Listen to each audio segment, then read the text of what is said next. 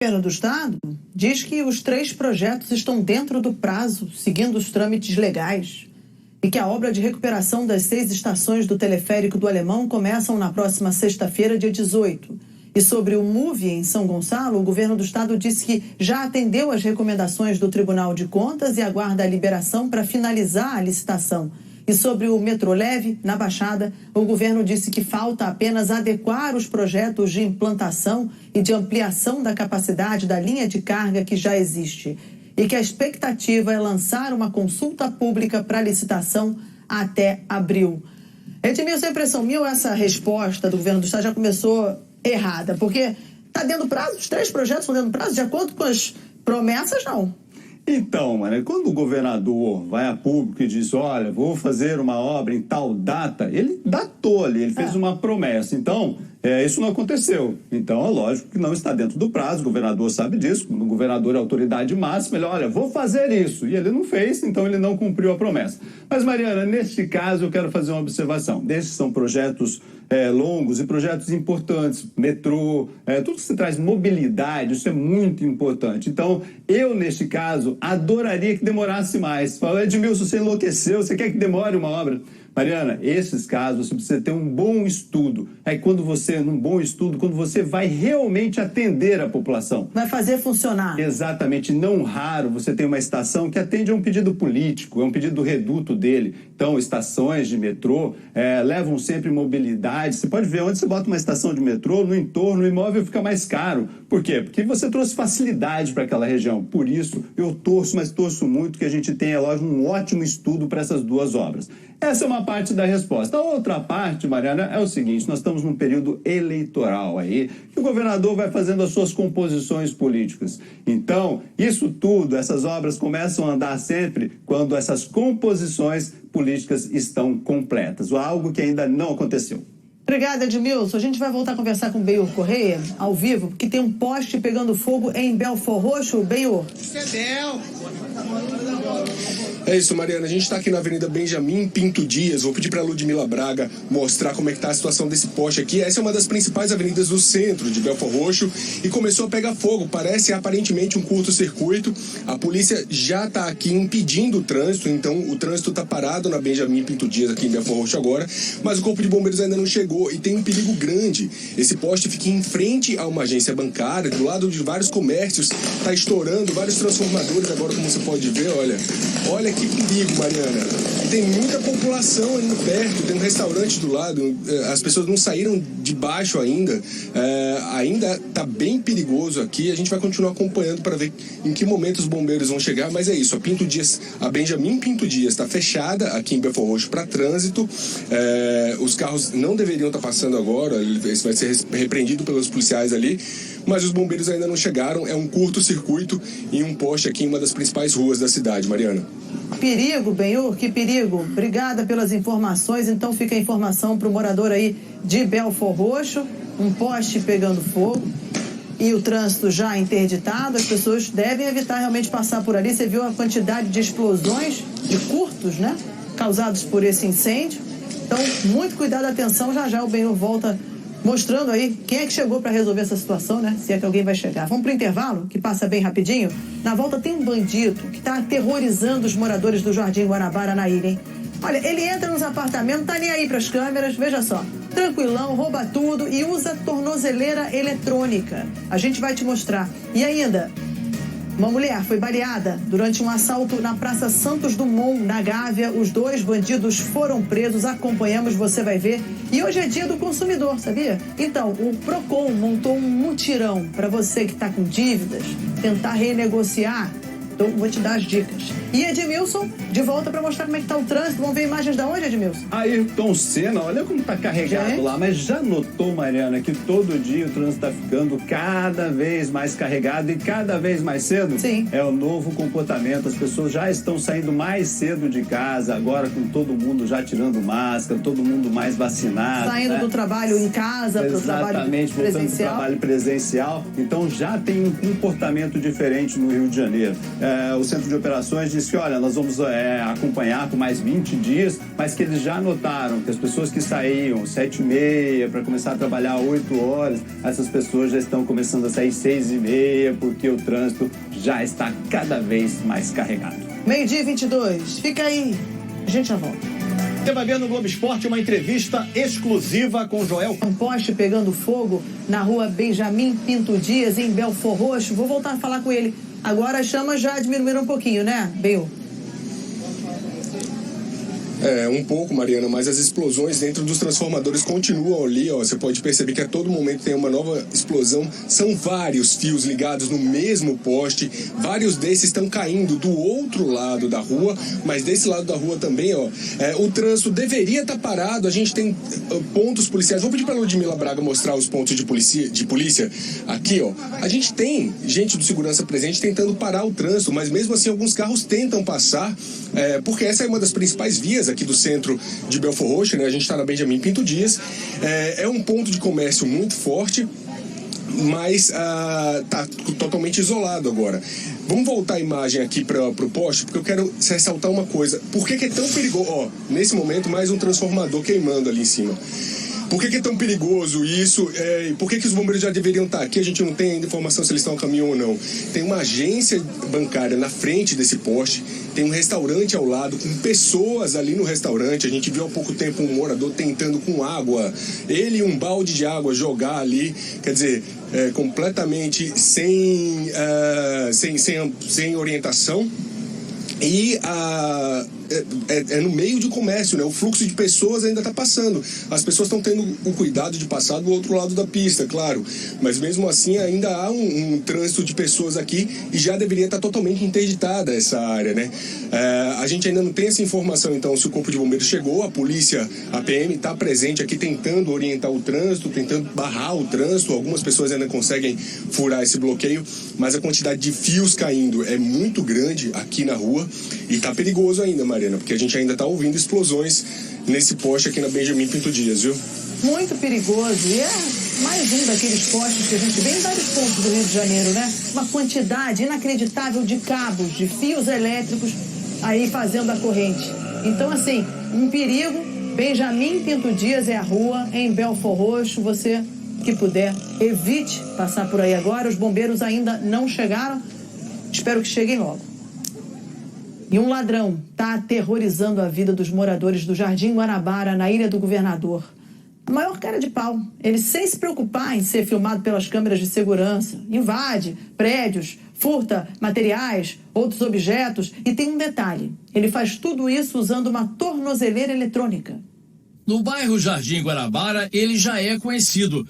Age sempre da mesma maneira. No meio da madrugada, pula muros, invade prédios residenciais. Usando uma tornozeleira eletrônica, não se preocupa em ser filmado. No último dia 13, o circuito interno flagrou o bandido andando tranquilamente pela rampa de acesso à garagem de um edifício. Segundo uma moradora, ele furtou material do prédio e invadiu a casa do zelador. No mesmo dia, logo depois, o ladrão entrou na garagem do prédio vizinho e arrombou o carro de um morador. Quando assistiu às imagens do bandido com uma tornozeleira eletrônica, Rubens se revoltou mais ainda. Eu quero saber o que um cara desse está fazendo na rua. É isso que eu gostaria de saber. Ele é residente, ele já foi preso, colocaram a tornozeleira nele, ele já foi preso novamente com a tornozeleira e continua na rua, até machucar alguém. Agora, o controle eletrônico da garagem foi mudado para evitar que ele volte pela porta da frente. E a poucos metros do prédio do Rubens, o assaltante agiu de novo na semana passada e pulou aquele muro. Levou uma bicicleta de uma moradora, sempre de madrugada. Nós vimos pela filmagem, né, ele entrando. Inclusive tem um vizinho que tem moto, ele foi também, olhou as motos, para depois vir roubar a bicicleta da minha neta. Ontem, mais uma ação do criminoso. Ele escalou a grade de um edifício e conseguiu furtar um apartamento em outra rua do bairro. Moradores relataram que o bandido levou 2 computadores e 2 celulares. O criminoso foi identificado pela polícia como Dimas Rodrigues da Silva, de 40 anos. Ele foi preso pela primeira vez em outubro de 2000 e, desde o mês passado, usa tornozeleira eletrônica por outros furtos. A Polícia Civil já sabe que Dimas invadiu pelo menos 6 prédios no Jardim Guanabara e pediu a prisão preventiva dele. Sobre o patrulhamento na Ilha do Governador, a PM informou que prendeu no último dia 25 um homem suspeito após denúncia de que ele estaria envolvido em um furto de bicicleta num prédio do Jardim Guanabara. Disse ainda que em janeiro desse ano não constam registros de roubo à residência na área de policiamento do batalhão do bairro. Por isso que é tão importante ir lá na delegacia fazer, sim, o registro. A Secretaria de Administração Penitenciária informou que está aumentando o monitoramento das tornozeleiras eletrônicas ativas e que, quando há violação do uso, a Vara de Execuções Penais decide qual punição aplicar ao apenado. Ficar de olho nesse cara aí, né? E uma jovem de 20 anos foi baleada num assalto na Praça Santos Dumont, na Gávea. Os bandidos roubaram o celular dela e vinham fugindo desde a Tijuca. Quem vai explicar melhor esse caso pra gente é Larissa Schmidt, ao vivo. Larissa, boa tarde para você.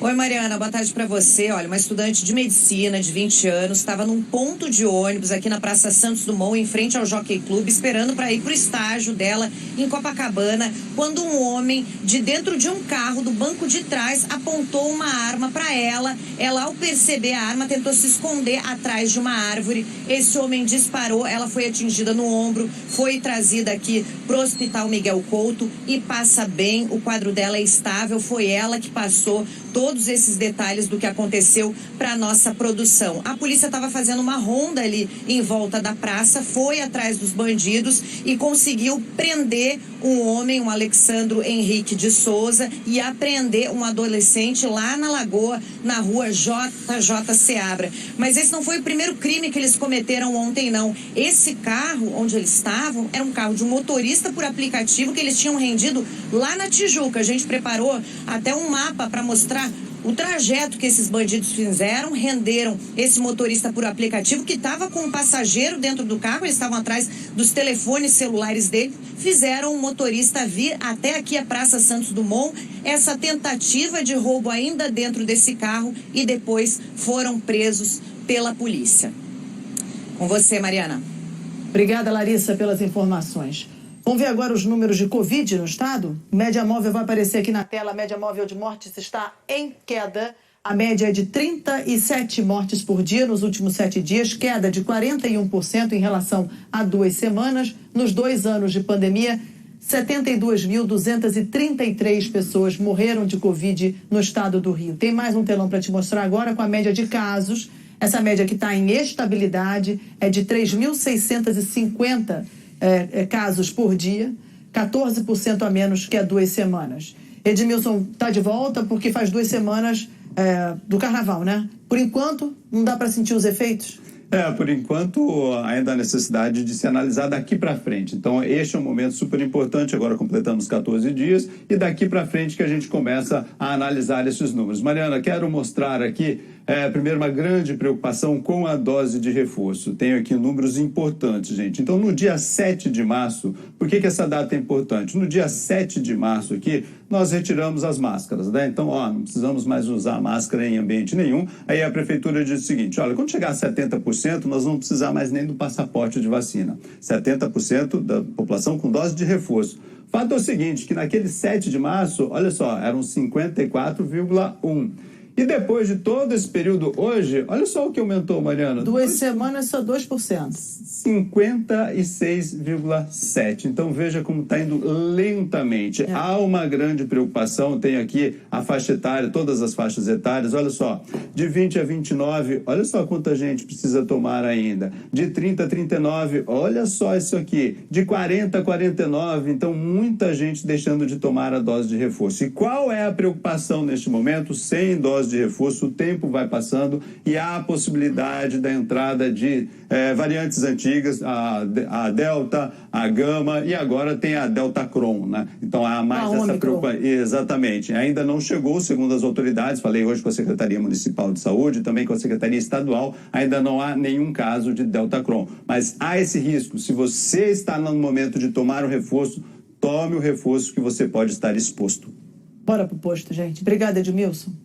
E hoje é dia do consumidor. E para ajudar pessoas que estão endividadas, o PROCON está fazendo um mutirão de renegociação com descontos que podem chegar a 90%. A Márcia chegou no primeiro horário, com a documentação toda nas mãos e um objetivo. Eu faço faculdade de pedagogia e eu estava terminando, faltavam 2 períodos e eu precisava do dinheiro para poder reiniciar o novo período. E por isso que eu peguei um empréstimo e não consegui estar dando continuidade por problemas no trabalho. E espero sair daqui com uma proposta acessível, né, dentro do que eu posso pagar, para poder dar continuidade à minha vida. O mutirão, organizado pelo PROCON, começou no Dia do Consumidor para ajudar a tirar os clientes endividados do sufoco.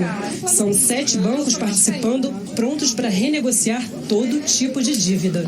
São dívida de cartão de crédito, cheque especial, financiamento de veículos, consignados. São créditos que foram feitos, são os créditos corriqueiros, né, que a gente chama, que na maioria do cidadão, quando ele tem a oportunidade, ele vai até o banco para poder sanar uma dívida, poder comprar fazer seu consumo e acaba, de alguma forma, ainda mais com a pandemia, acabou, infelizmente, se enrolando um pouquinho. O mutirão vai até quinta-feira e a expectativa é que 2.000 pessoas consigam sair daqui com um acordo. A negociação é na sede do PROCON e tem que trazer identidade, CPF, documento que comprove o vínculo com o banco e o comprovante de vacinação. A média dos descontos varia e depende do tempo da dívida. Eles estão aqui prontos para poder ver a possibilidade máxima de condições de parcelamento e também de desconto para atingir o objetivo, que é limpar o nome do cidadão carioca. Tem um desconto até de 90%, dependendo do caso. Desconto que está nos planos do seu Valdomiro. As contas que normalmente a gente já paga todo mês, telefone, luz, água, né? E a gente quer que sobre um pouquinho mais para o lazer também, né? Mas a gente sempre com compromisso de querer pagar. Vamos tentar aí, com todo respeito, 90%, né, gente? 90%. Vamos ver se eu dou sorte nisso aí. O mutirão de renegociação vai até quinta-feira, das 10 às 2 da tarde, e o atendimento é por ordem de chegada. Tem que levar identidade, CPF, informações sobre as dívidas e comprovante de vacinação também, tá? O PROCON fica na Avenida Rio Branco, número 25, 5º andar, no centro da cidade. Eu faço aquele intervalo que passa